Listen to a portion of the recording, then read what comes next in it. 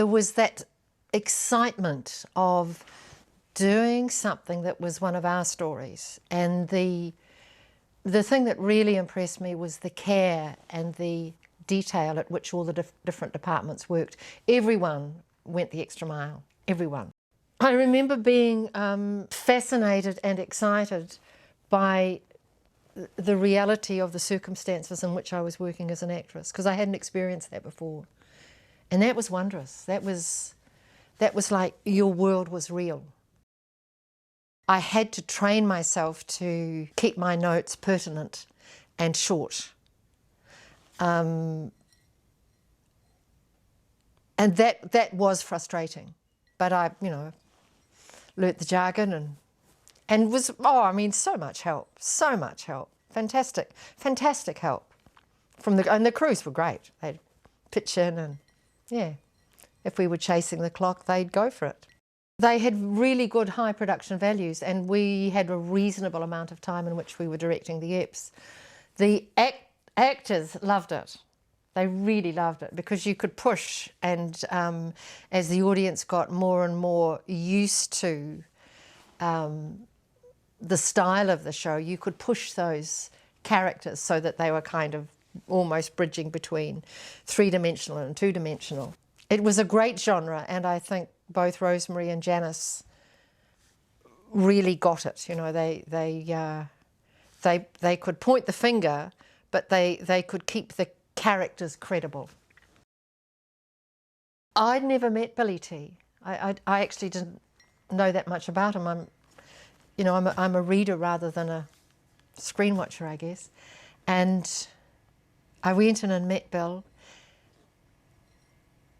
And I knew he had had a heart transplant. I just liked him. I just thought, oh, you're genuine. And then through that year, I had the delight of working with somebody so humble and so talented. And each week over the 26 eps, we'd have one or two guest actors come on, and you just watch their egos get tossed out the window because he really didn't have one. He just loved what he did. And inevitably, before the show, Bill would come up to me, and the show started with him in his radio station, and there'd be 2 or 3 jokes. And he'd always come up and say, what do you think? What do you think, Aileen? What do you think? And he'd come up with something new every time, and it would always be good. Bruce Morrison was directing Holiday, and Bruce is a very fine director. And he set me off with Mike O'Connor, who's a lovely cameraman, and Gary McCormick.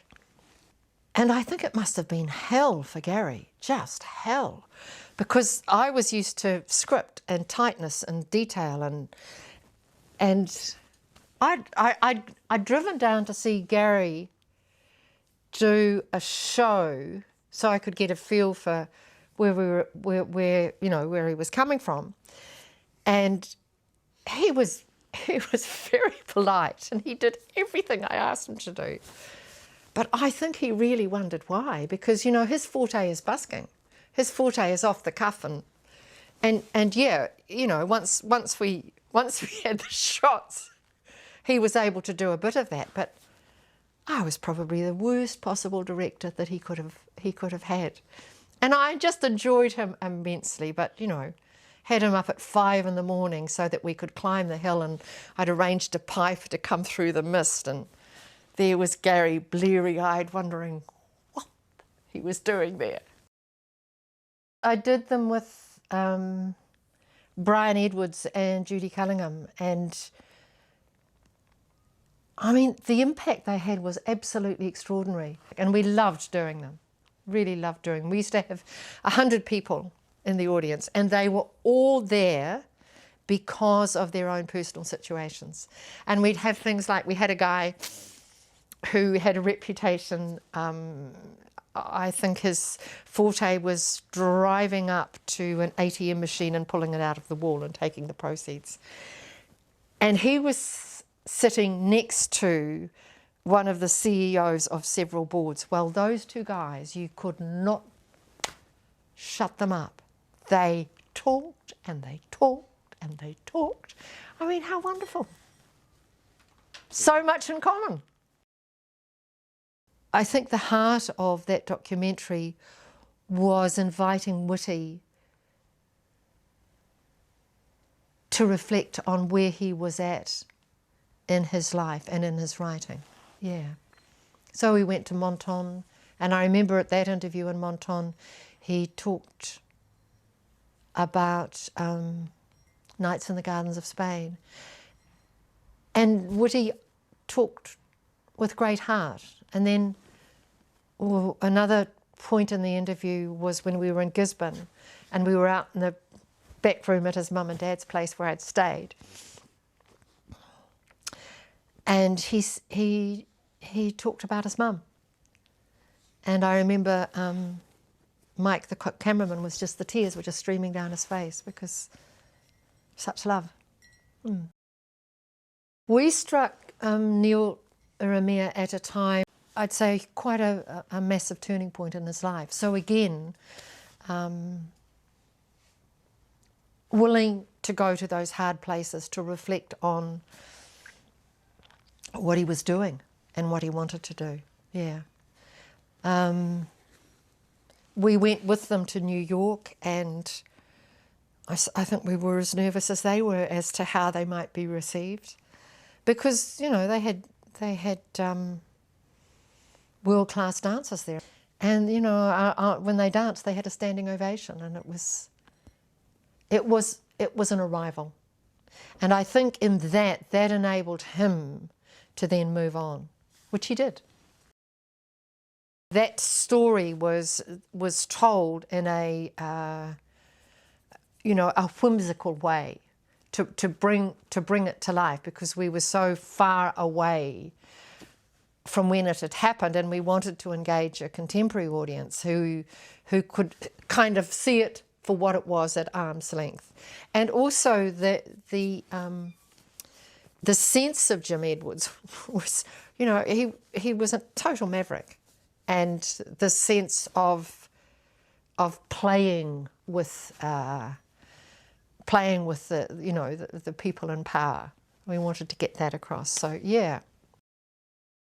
The challenge was, how do you bring a dead person to life?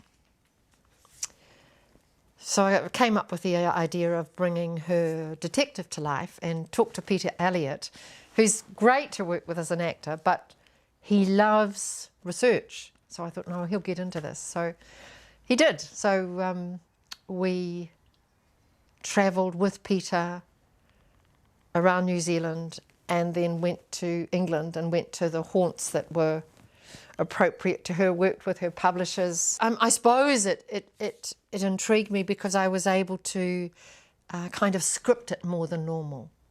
Peter was brilliant on the interviews. We'd sit together before we got to a place, and he'd say, you know, we'd talk about what we'd like out of the interview, and